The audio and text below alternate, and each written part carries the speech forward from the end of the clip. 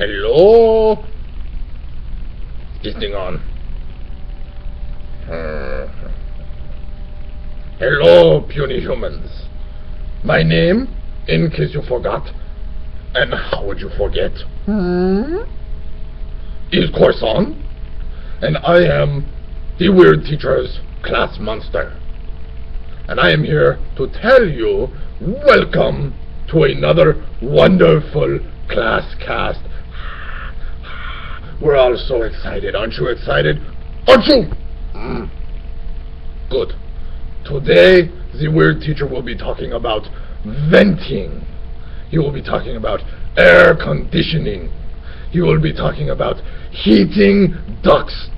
No, that's not what I'm going to be talking about. But you said venting. Yeah, the other kind of venting. Tell them the other kind.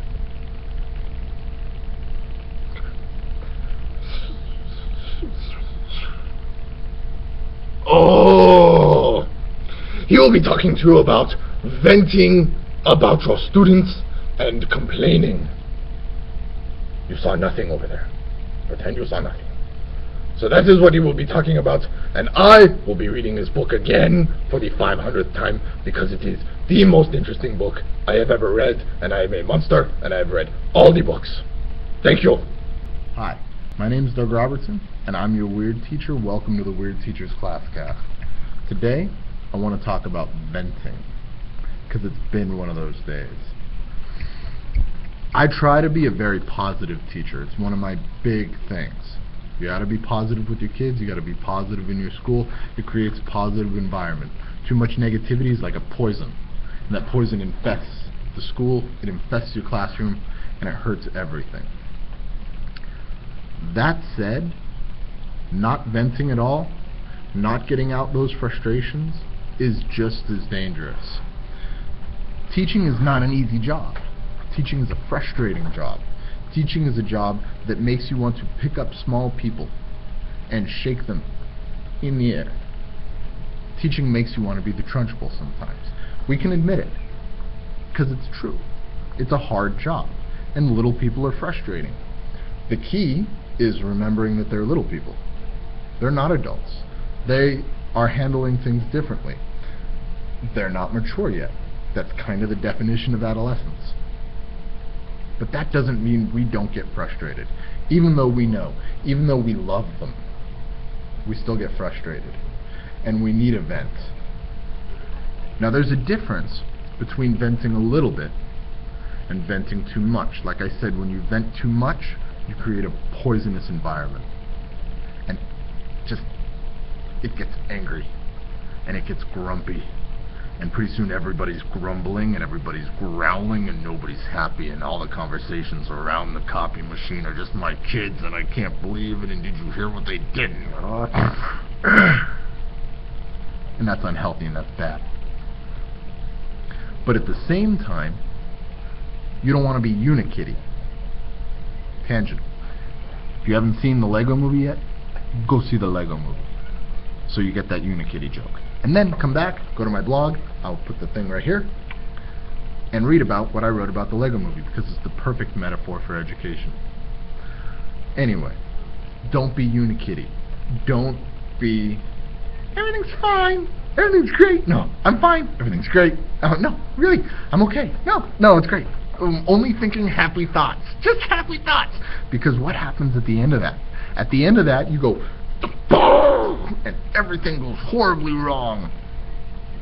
You need the pressure release. You need the valve. Little grumbles are okay. Places like Twitter are great for that.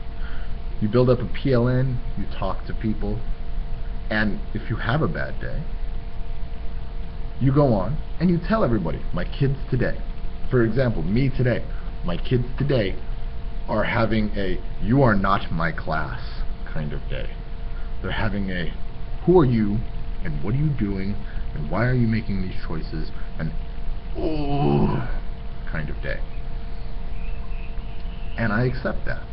But I can't just hold on to that. They know I'm disappointed.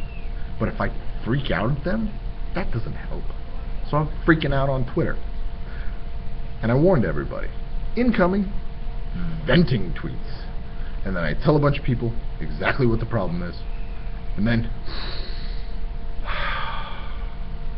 I'm good.